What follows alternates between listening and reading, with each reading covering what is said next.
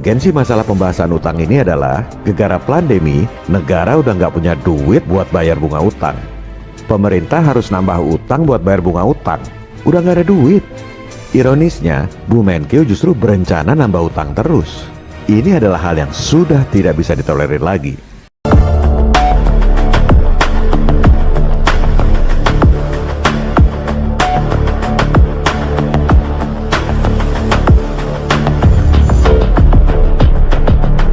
Oleh sebab itu, mentalitas hobi ngutang asing ini harus dibasmi. Kita bukan bangsa kacung yang miskin dan bodoh.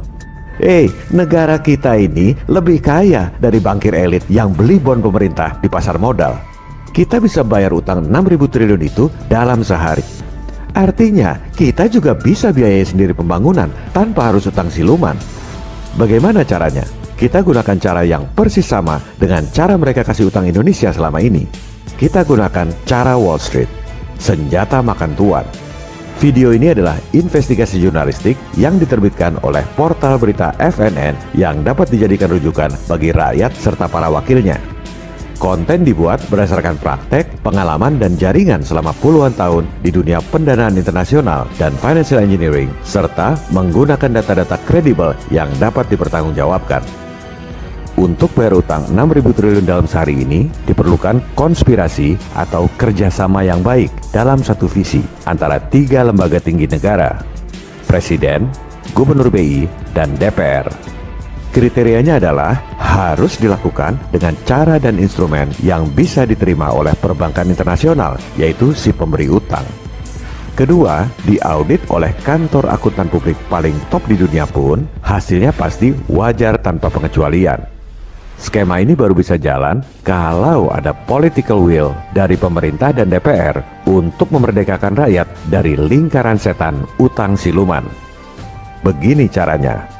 Langkah pertama, pemerintah terbitkan bond sejumlah utang yang mau dibayar. Jangan cuma bayar 6.000 triliun, si pemberi utang mana mau. Supaya mau dilunasi, kasih margin dong. Cuan buat pemberi utang yang sekarang pegang bond. Misalnya, kasih margin 20% supaya mau dilunasi. Jadi, sebagai contoh, bondnya sejumlah 7.200 triliun.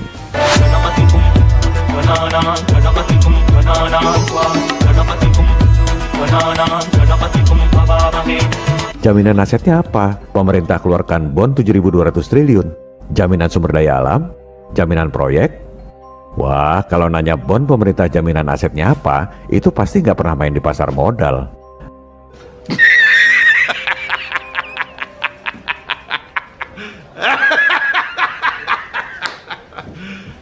You serious? Nggak ada pemain pasar modal nanya, bond pemerintah itu jaminan asetnya apa? Sama seperti Sun sekarang ini. Negara itu kalau ngutang nggak perlu tulis jaminan asetnya apa. Tapi begitu nggak bayar utang, habis disikat oleh bankir internasional. Debt collector berbaju IMF. Persis seperti preman tebar paku. Pura-puranya nolong, padahal ngerampok habis-habisan. Negara diembargo, sumber daya alam dikeruk, rakyat disikat dengan pajak yang mencekik leher. Itulah konsekuensi utang dengan instrumen keuangan yang namanya Bond. James Bond. A martini, shaken not stirred. Vodka martini. Shaken not stirred. Do I look like I give a damn? bond atau surat utang itu kemudian dibeli oleh aktor kita yang kedua, yaitu BI. Pasti ada pemirsa yang protes, mana mau BI-nya? Makanya udah berkali-kali saya bilang, harus ada political will. Kalau presiden dan DPR-nya mau, BI bisa diatur lewat regulasi. Tunjuk gubernur yang satu visi, kerja buat rakyat, buat presiden dan DPR, bukan kerja buat IMF dan Bank Dunia. Sekarang ini, tanpa ngerubah undang-undang pun, BI juga beli Sun. Tinggal jumlahnya yang dinaikin. Jangan cuma main receh puluhan triliun, beli Sun 7.200 triliun. Nanti ada pejabat yang protes lagi, BI itu asetnya cuma 3.000 triliun. Gimana caranya BI beli bond 7.200 triliun? Kita nggak punya aset jaminan buat nyetak duit. Nah, inilah propaganda nekolim yang diajarkan di sekolah. Sehingga semua profesor, doktor kalau textbook, cara berpikirnya seperti itu. Seolah-olah kita ini miskin, sehingga harus utang pada asing. Sekarang kita bongkar rahasia mereka.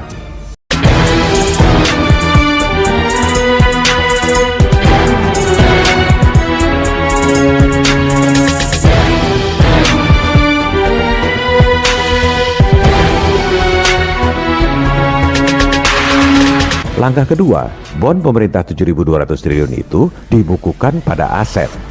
Jadi, aset yang tadinya 3.000 triliun nambah jadi 10.240 triliun. Neraca itu harus balance. Kalau asetnya nambah 7.200 triliun, liabilitasnya harus nambah 7.200 triliun juga. Gimana caranya? Ini rahasianya.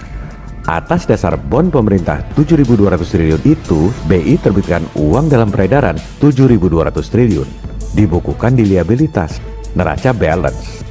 Silakan Bapak Ibu anggota Dewan panggil semua kantor akuntan publik paling top di dunia.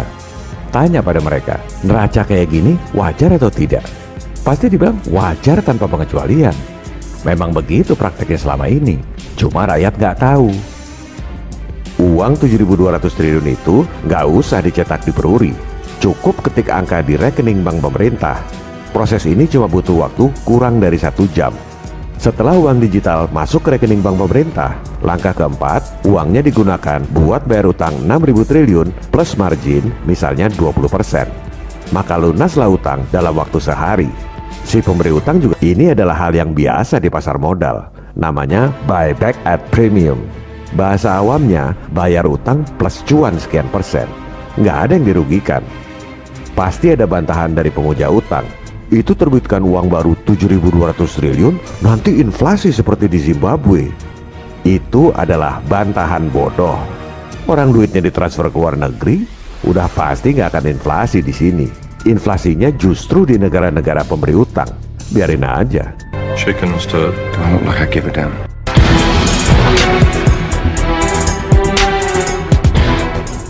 Kita lanjutkan. Setelah utang 6.000 triliun dibayar, pemerintah jadi punya utang pada BI 7.200 triliun. Dan di buku BI tercatat ada penambahan uang dalam peredaran 7.200 triliun. Padahal duitnya udah nggak ada di Indonesia, udah ditransfer ke luar negeri buat bayar utang. Disinilah peran aktor kita yang ketiga, DPR. Presiden dan DPR tinggal hapus utang pemerintah pada BI 7.200 triliun. Sekaligus hapus buku uang dalam peredaran 7.200 triliun itu karena memang duitnya nggak pernah beredar di Indonesia. Kesimpulannya, every happy karena dapat cuan. Pemerintah happy nggak usah pusing nambah utang tiap tahun buat bayar bunga utang. Penyebab defisit anggaran yang sesungguhnya, pemborosan anggaran terbesar yang paling rutin adalah bayar bunga utang siluman ini. Kalau negara nggak harus bayar bunga utang 377 triliun tiap tahun, maka tiap tahun Pak Jokowi bisa bikin 6 proyek kereta api cepat tanpa utang pada asing. Mau pindah ibu kota juga bisa kita lakukan dalam 2 tahun tanpa utang. Penting, rakyat happy karena tidak dibebani pajak tinggi buat bayar bunga utang. Merdeka dari kebohongan utang siluman, merdeka dari perbudakan global. Apakah beli dolar 7.200 triliun itu nggak depresiasi? Ini baru pertanyaan yang benar. Pasti depresiasi kalau beli dolarnya lama. Makanya beli dolarnya harus dilakukan dalam sehari. Jadi bayar utang ini bukan bisa dilakukan dalam sehari, tapi harus dilakukan dalam sehari. Karena kalau beli dolarnya lebih dari 2 hari, rupiahnya keburu disikat spekulan. Ibarat perang gerilya, jangan diumumkan dong. Diam-diam aja. Seperti Amerika dulu bikin proyek bom atom di tengah kota, kawasan elit Manhattan, New York. Orang pura-pura nggak tahu aja, jangan gembar-gembor. Kita butuh aksi nyata, bukan polemik. Dan beli dolarnya sebenarnya nggak usah 7.200 triliun. BI itu simpanan dolarnya ada 2.200 triliun lebih. Tuker aja, duit dolar yang sekarang dimiliki BI buat bayar utang. Duit 2.200 triliun yang tadi dikasih ke BI. Nggak perlu beli dolar 2.200 triliun. Itu baru simpanan BI, belum simpanan bank-bank lain di Indonesia, juga simpanan pemerintah dalam dolar. Katanya Pak Jokowi punya data simpanan uang kita 11.000 triliun terbanyak di luar negeri. Pasti dalam falas. Tuker aja dengan sisa 5.000 triliun, selesai. Nggak perlu beli dolar, nggak ada depresiasi.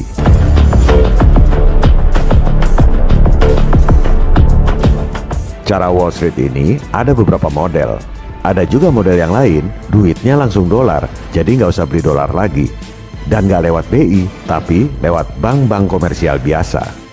Pada episode 33 mendatang, kami akan sampaikan cara menggandakan dolar Anda 25 kali lipat lewat bank-bank komersial biasa di Indonesia. Jadi misalnya Bu Menkeu pengen ngutang 342 triliun, dengan cara ini, itu duit dalam dolar bisa kita gandakan lewat bank-bank komersial di Indonesia 25 kali lipat, jadi 8.550 triliun dalam dolar. Yang 7.200 triliun buat bayar utang 6.000 triliun plus margin. Gak usah beli dolar lagi. Yang 342 triliun juga dalam dolar buat balikin utang yang terakhir. Masih sisa 1.000 triliun lebih buat biayai pembangunan dalam dolar. Presiden gak usah pusing soal defisit APBN. Ini semua legal, sesuai undang-undang dan peraturan BI. Semua bisa dilakukan kalau ada political will. Rakyat Indonesia akan sejahtera kalau elit lokalnya punya political will. Kapan itu terjadi? Tergantung seberapa keras Anda berusaha. Ini bukan video hiburan, cuma pengetahuan buat memuaskan kepo doang, tapi tidak melakukan apa-apa. Kalau rakyat dan para wakilnya diam saja, takut pada setan, Tuhan pun tak akan menolong Anda. Oleh sebab itu, lakukanlah apa yang bisa dilakukan. Sebarkan informasi ini ke semua orang. Kalaupun misalnya rezim yang sekarang nggak punya political will, simpan video-video ini, tunjukkan pada pemerintah dan wakil rakyat periode mendatang agar punya political will untuk membebaskan rakyat dari perbudakan global. Yang penting kita sudah berjuang, berbuat sesuatu, meski dengan menyebarkan informasi. Jangan pikirkan berhasil atau tidak, sebab apa yang kita lakukan dalam hidup bergema dalam keabadian. Viva Republik Indonesia. Salam People Power. Revolusimu belum selesai. Jangan berhenti.